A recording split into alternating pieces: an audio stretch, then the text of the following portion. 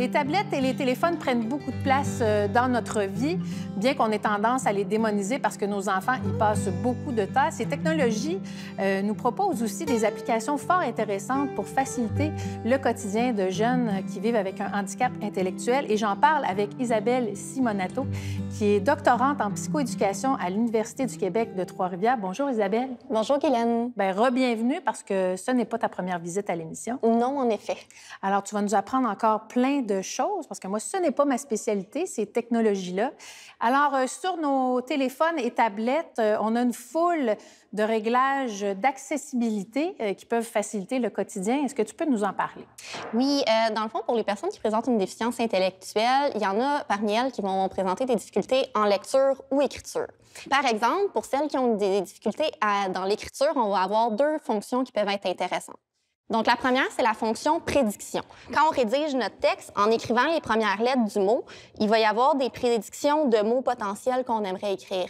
Comme ça, on n'aura pas besoin d'écrire le mot en entier et on peut juste sélectionner ce qui est déjà écrit. Donc, ça te suggère la suite de ta phrase. Exactement. Il y a un algorithme qui fait en sorte que ça te propose les mots que tu utilises le plus souvent. Donc, c'est plus facile aussi pour toi de repérer les mots que tu utilises. La deuxième fonction, c'est la fonction dictée. Quand on appuie sur le micro qui est en bas du clavier à côté de la touche de l'espace, ici, et là, l'iPad va se mettre à enregistrer ce qu'on dit et le retranscrire manuellement dans le message. Par contre, il faut quand même avoir une bonne élocution pour le faire et je propose de relire minutieusement le texte parce que parfois, on peut avoir des belles surprises. Ça, c'est certain, ça arrive à tout le monde. Pour les personnes qui ont de la difficulté en lecture, il y a aussi des fonctions qui sont intéressantes comme énoncer la sélection. Donc, par exemple, ici, j'ai pris une recette de crêpes. Et si je veux, par exemple, faire lire la première étape, je dois sélectionner le texte en appuyant longtemps. On a deux petits points bleus qui apparaissent et en gardant le doigt sur un des points bleus, je peux déplacer le curseur jusqu'à où je veux que la tablette me lise. Et là, on peut faire énoncer. Dans un bol, mélangez la farine, le sucre et le sel.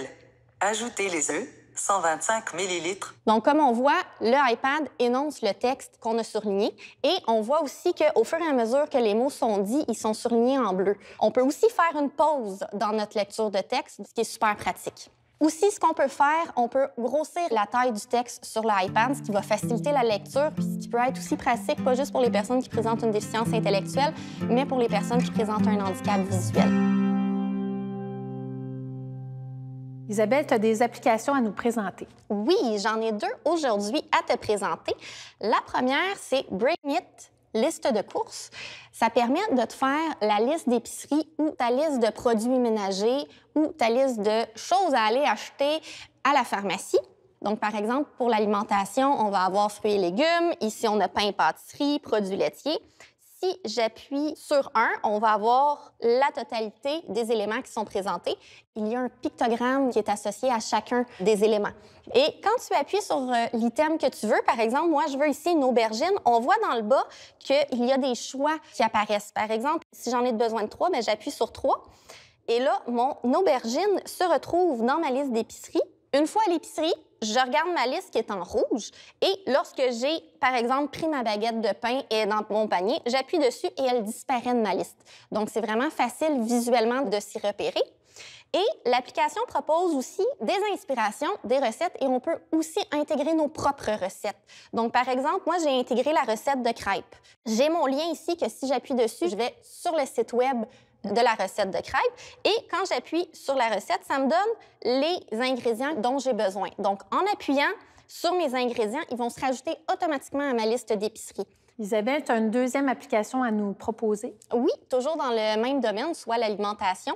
L'application Flip nous permet de regarder les circulaires en ligne qui sont disponibles dans notre quartier et de faire notre liste d'épicerie en fonction des différents spéciaux. On peut choisir nos circulaires favorites. Par exemple, moi ici, j'ai Super C et Maxi.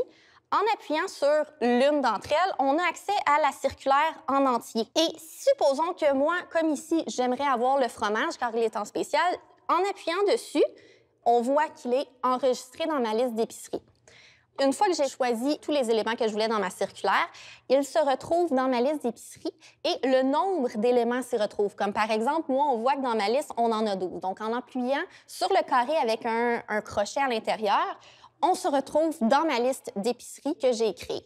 Et si jamais, par exemple, je veux du brocoli, mais je ne l'ai pas trouvé dans ma circulaire, je peux l'inscrire manuellement et en appuyant sur la flèche sur le côté, ça va me montrer dans quel magasin il est actuellement en spécial. Donc, c'est super intéressant comme application. Et Isabelle, qu'est-ce qu'on fait si notre enfant n'est pas friand du tout de technologie? Il faut accepter si jamais notre jeune ne veut pas utiliser les technologies, mais je vous propose quand même d'essayer d'aller voir pourquoi il n'est pas intéressé. Est-ce que c'est parce qu'il a peur du changement ou il n'aime pas la nouveauté?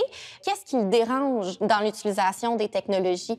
Parfois, juste un accompagnement de votre part va pouvoir le faire changer d'idée et il va pouvoir bénéficier de la panoplie de choses qu'un iPad peut offrir. Et faire une excellente recette de crêpes. Exactement. Isabelle, merci beaucoup pour ces conseils judicieux. Ça fait plaisir. On revient tout de suite après la pause.